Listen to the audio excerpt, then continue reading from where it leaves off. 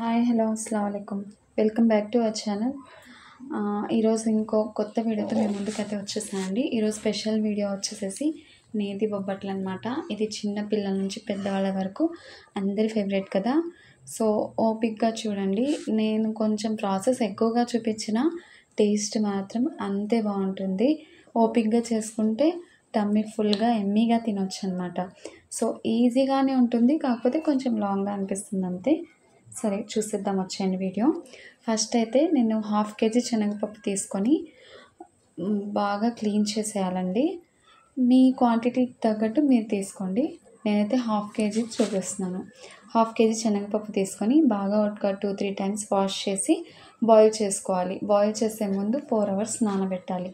అప్పుడు మనకి తొందరగా బాయిల్ అవుతుంది అనమాట. సో 4 hours తర్వాత బాయిల్ చేస్తున్నాను. ఎంత బాయిల్ అవ్వాలంటే జస్ట్ మనం ఇలా ఒత్తితే అది బ్రేక్ అవ్వాలన్నమాట. అంటే మరీ గుజ్జులా అవ్వకూడదు, జస్ట్ కొంచెం బాయిల్ అయితే చాలండి. లేకపోతే ఎక్కువ బాయిల్ అయితే మళ్ళీ మనకి పూర్ణం అనేది సరిగ్గా రాదు. చూడండి వీడియోలో చూపించినట్లుగా కొంచెం గట్టిగానే ఉండాలి పలుకు, కానీ బాయిల్ అవ్వాలి. సో అలా బాయిల్ అయిన వాటిని ఆరబెట్టేయాలండి. ఎందుకంటే ఎక్కడో ఒక చోటైనా తడి లేకుండా అయితే ఉండదు. సో టిష్యూస్ వేసైనా లేకపోతే ఎలాగో అలా ఫ్యాన్ కిందైనా లేదా క్లాత్ పరిచైనా ఆరబెట్టేయాలి. అసలు తడి అనేదే ఉండకూడదండి పచ్చెనగపప్పుకి.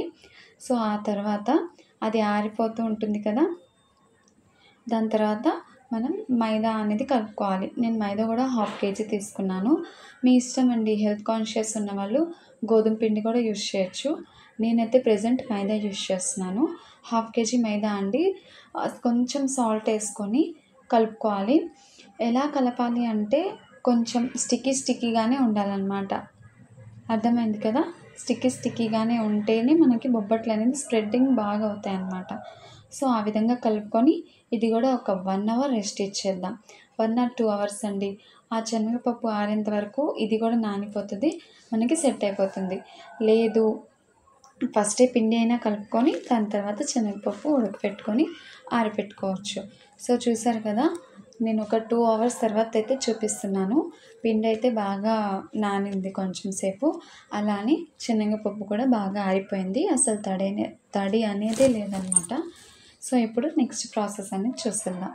ఫస్ట్ అయితే శనగపప్పుని మిక్సీ పట్టుకుందాం. మిక్సీ ఎలా పట్టాలంటే అసలు పౌడర్లా వచ్చేయాలండి. కాకపోతే వాటర్ అనేది యాడ్ చేయకూడదు. తెలుసు కదా వాటర్ అనేది యాడ్ చేయమని.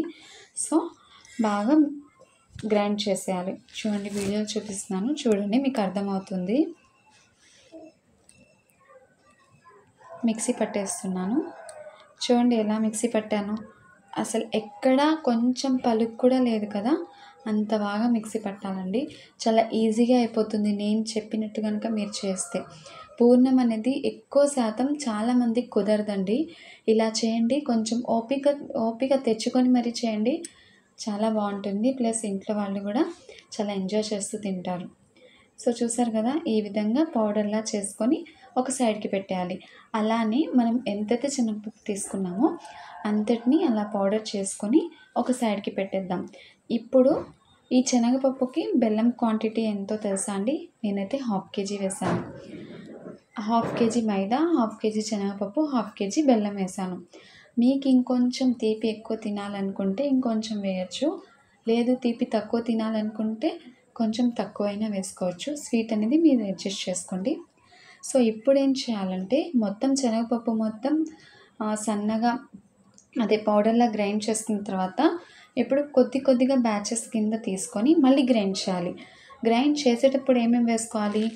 ఫస్ట్ మిక్సీ జార్లో అడుగున బెల్లం వేసుకోవాలి. కొంచెం ఒక గుప్పెడు బెల్లం వేసుకొని మిక్సీ జార్ అంతా ఆ శనగపప్పు పౌడర్ని వేసుకొని మధ్యలో స్పూన్ పెట్టి కలుపుకుంటూ ఇలా ఫైన్గా పేస్ట్ లాగా చేసుకోవాలి.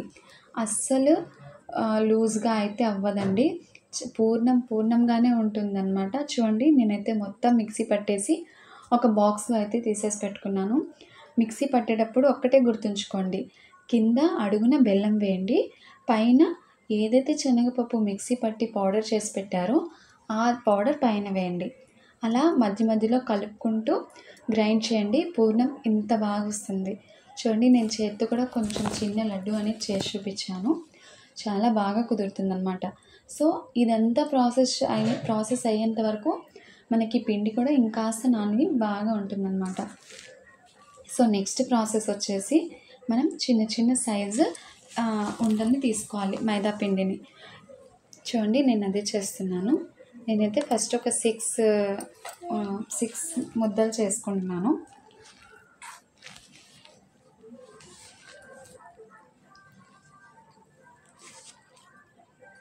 అలానే మన పూర్ణం ఏదైతే ఉందో దాన్ని కూడా సేమ్ క్వాంటిటీలో లడ్డూలా చేసుకుంటున్నాను. మనకి పైన పిండి కొంచెం ఎక్కువైనా తర్వాత ఫోల్డ్ చేసినప్పుడు తీసేయొచ్చు, నో ప్రాబ్లం. 2 ఒకే క్వాంటిటీలో ఒకే సైజులో తీసుకోండి. చూసారు కదా పూర్ణం ఎంత బాగా వచ్చిందో, చూస్తేనే పిల్లలు లడ్డూలను తినేస్తున్నారండి, అంత బాగుంటుందన్నమాట. సో చూసారు కదా మనకిప్పుడు పూర్ణం రెడీ అయిపోయింది, పిండి కూడా రెడీ అయిపోయింది. నెక్స్ట్ ప్రాసెస్ వచ్చేసేసి మనం ఈ పూర్ణాన్ని పిండిలో పెట్టి బొబ్బట్లా చేయాలి. ఆ ప్రాసెస్ కూడా చూసేద్దాం, వచ్చేయండి. మీరు తీసుకుంటే ఏదైనా కవర్ తీసుకొని ఈ విధంగా కట్ చేసుకోండి, లేదా బటర్ పేపర్ అయినా తీసుకోవచ్చు. నేనైతే ప్రెసెంట్ ఒక కవర్ లాంటిది తీసుకొని 2 పార్ట్స్ చేసి ఒక పార్ట్కి ఆయిల్ అప్లై చేశాను. ఫస్ట్ ఆయిల్ అప్లై చేసిన తర్వాత ఈ మైదా పిండి ముద్ద ఏదైతే ఉందో దాన్ని కొంచెం స్ప్రెడ్ చేయాలి. చూసారు కదా వీడియోలో, అలా స్ప్రెడ్ చేసి మన పూర్ణం లడ్డు ఉంది కదా దాన్ని మధ్యలో పెట్టి ఫోల్డ్ చేయాలి. ఫోల్డ్ చేసి పైన ఏదైతే ఎక్సెస్ పిండి ఏదైతే ఉంటుందో దాన్ని సపరేట్ చేసుకోవాలి. చేసుకొని ఇప్పుడు బొబ్బట్లా ఒత్తుకోవాలన్నమాట. చేత్తో కొంచెం స్ప్రెడ్ చేసిన తర్వాత ఇంకో పార్ట్ ఉంటుంది కదా కవరు, అది కూడా దానిపైన పెట్టి ప్రెస్ చేసుకోవాలి. మీరు ఎక్కువ కష్టపడిన అవసరం లేదండి. పిండి అనేది స్టిక్కీగా కలిపితే కనుక పూర్ణం ఈజీగా స్ప్రెడ్ అయిపోతుంది అనమాట బొబ్బట్లలా. చూడండి స్ప్రెడ్ అయిపోయింది. నేను నెక్స్ట్ కూడా చూపిస్తాను మీకు ఎలానో. చూడండి ఎంత బాగా మన బొబ్బట్టు అనేది వచ్చిందో. సేమ్ స్వీట్ షాప్లో ఎలా అయితే చేస్తారో అలానే ఉంటుందండి. టేస్ట్ కానీ స్ట్రక్చర్ కానీ ఏం మారదనమాట, అంత బాగుంటుంది. ఇంకా మనం ఇంట్లో చేసుకునేది కాబట్టి ఇంకా హెల్తీగా టేస్ట్ డబల్ ఉంటుందన్నమాట. సో చూడండి ప్యాన్ కొంచెం హీట్ అయిన తర్వాత మీడియం ఫ్లేమ్లో పెట్టి కాల్చుకోవాలి 2 సైడ్స్. మీకు కావాలంటే నెయ్యి వేసుకొనైనా కాల్చుకోవచ్చు. నేనైతే కాల్చేటప్పుడు నెయ్యి యూజ్ చేయలేదండి, రిఫైండ్ ఆయిల్ యూజ్ చేశాను. ఎందుకంటే అది నెయ్యి అనేది వేసుకుంటే ఏమవుతుందంటే ప్యాన్కి కొంచెం అతుక్కుంటూ ఉంటుంది. అది మొత్తం మనకి బొబ్బట్ల మీద ఉండదన్నమాట ఎక్కువ శాతం. అందుకని చెప్పి నేను ఆయిల్తో కాల్చాను. తినేటప్పుడు మాత్రం నెయ్యి వేసుకొని తింటారు, సూపర్ ఉంటుందన్నమాట. చూడండి ఇలా 2 సైడ్స్ గోల్డెన్ బ్రౌన్ కలర్ వచ్చేంత వరకు కాల్చుకొని తీసి పక్కన పెట్టుకోవాలి. చాలా బాగుంటుందండి టేస్ట్, తప్పకుండా ట్రై చేయండి. చూడండి ఇలా కాల్చుకొని తీసేసి పక్కన పెట్టుకుందాం. సో ఇప్పుడు మళ్ళీ నెక్స్ట్ పూర్ణం బొబ్బట్ని చేద్దాం. చూడండి పెట్టి చేశాను కదా, కొంచెం పిండి తీసుకొని దానిలో ఈ పూర్ణం పెట్టి కవర్ చేసేసుకోవాలి. కనిపించకూడదు. ఉన్న పిండి మూవ్ చేసుకోవాలి.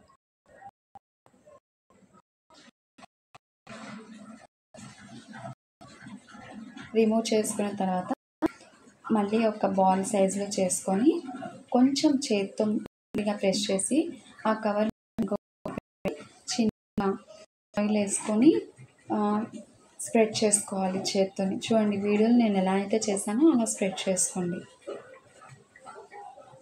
చాలా ఈజీగా స్ప్రెడ్ అయిపోతుందండి, అసలు కష్టపడాల్సిన అవసరమే ఉండదు.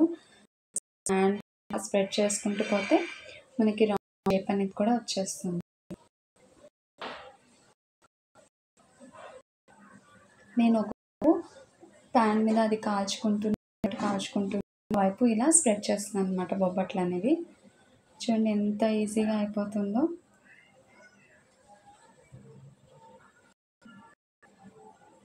చాలా పలుచగా దొరికేలానే ఉంటుంది, మీకు దానిలో డౌట్ ఏం అవసరం లేదన్నమాట.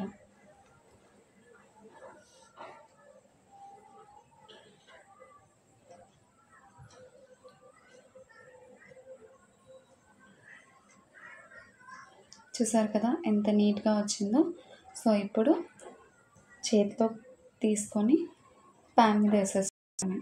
ఈజీగా రిమూవ్ అవుతుందండి, భయం ఏం అవసరం లేదు. ఫస్ట్ టైం చేసిన వాళ్ళు కూడా నేను చెప్పినట్టు చేస్తే కనుక మీకు తప్పకుండా మంచి రిజల్ట్ వస్తుంది. చూడండి, 2 సైడ్స్ నూనె వేసుకొని కానీ నెయ్యి వేసుకొని కానీ కాల్చుకోవచ్చు.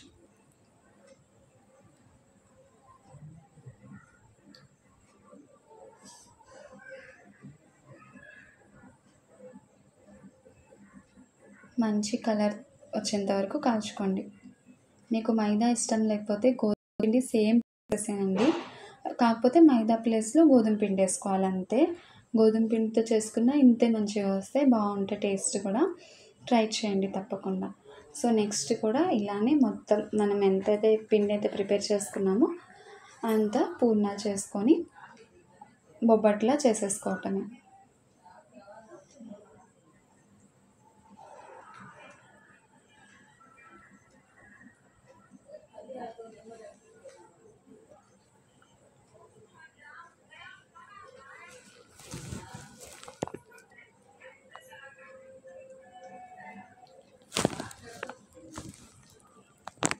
చూసారు కదా, నేను మీకు అర్థమవటానికి ఇన్నిసార్లు చూపిస్తున్నానండి.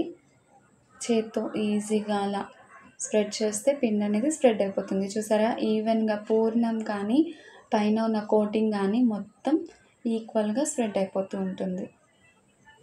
షేప్ కూడా రౌండ్ షేపే వస్తుందండి. తప్పకుండా ట్రై చేయండి.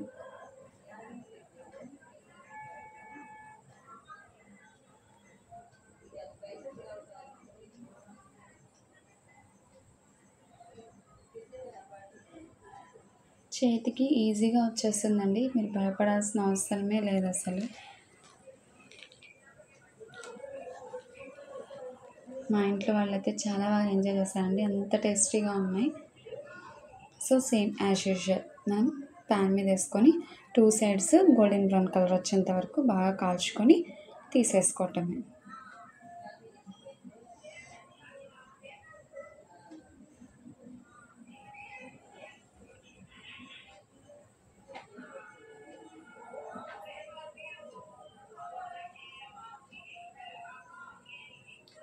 చూసారు కదా, అన్నీ అయితే ఇలానే కాల్చుకొని పక్కన పెట్టేసుకోవాలి.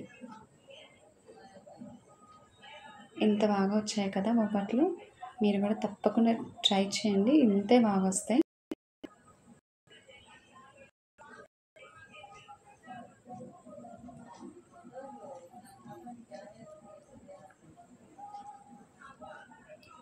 అంతేనండి, బొబ్బట్లు అయితే రెడీ. దీని మీద వేడి వేడి బొబ్బట్ల మీద నెయ్యి వేసుకొని కనుక తింటే ఆహా, ఆ టేస్టే వేరు. ఇంకా చెప్పనవసరం లేదనమాట, అంత టేస్టీగా ఉంటాయి. మీరు కూడా తప్పకుండా ట్రై చేయండి. చాలా ఈజీగా చేసుకోవచ్చు, లేకపోతే ప్రాసెస్ చూస్తే భయం వేస్తుంది, కానీ ఈజీగా చేసుకోవచ్చు. బిగినర్స్ కూడా అంత ఈజీగా చేసుకోవచ్చు. అంత నీట్గా ఎక్స్ప్లెయిన్ చేశానని అయితే అనుకుంటున్నాను. మరి మీకు నచ్చితే తప్పకుండా ట్రై చేయండి. చూడండి, వేడివేడి బొబ్బట్టు మీద నెయ్యి వేసేసుకొని అయితే నేనైతే లాగించేస్తున్నాను. మీరు కూడా తప్పకుండా ట్రై చేసి టేస్ట్ చూసి ఎలా వచ్చిందో నాకు తప్పకుండా కామెంట్ చేయండి. ఈ వీడియో కనుక నచ్చితే మీ ఫ్రెండ్స్కి రిలేటివ్స్కి షేర్ చేసి ఒక చిన్న లైక్ ఇచ్చి కామెంట్ చేయండి. ప్లీజ్ సబ్స్క్రైబ్ చేయని వాళ్ళు ఉంటే ప్లీజ్ సబ్స్క్రైబ్ మై ఛానల్. ఇంతవరకు ఓపికగా చూసినందుకు థ్యాంక్ యూ సో మచ్ అండి. నెక్స్ట్ మళ్ళీ ఒక మంచి వీడియోతో మీ ముందుకు వస్తాను. అంతవరకు బాయ్, అల్లా హాఫీజ్.